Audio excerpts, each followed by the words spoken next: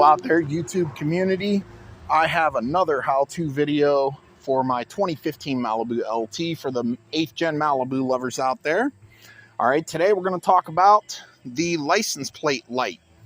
All right, GM installed 2 lights on the rear license plate at the factory. All right, they have a tendency to wear out at different times, so you'll typically have one burn out before the other one does. They don't tend to burn out simultaneously.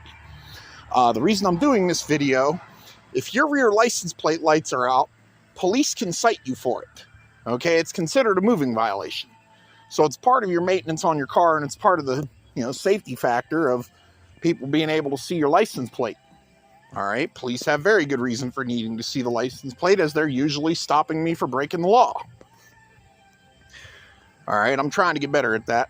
All right, now I'm using a Sylvania Long Life 168 bulb. All right, you'll want to double check. You'll want to double check at the parts store to make sure you are using the correct bulb. This bulb is exactly the same size as the bulb that came out, but I was not able to read the numbers on the bulb that came out. Okay, as you can see, there is a plug that it plugs into. All right, now I'm just going to test to make sure it's working.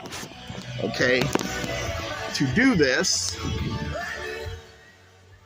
you'll need to turn your automatic light control off, and then turn and put your headlights and parking lights on.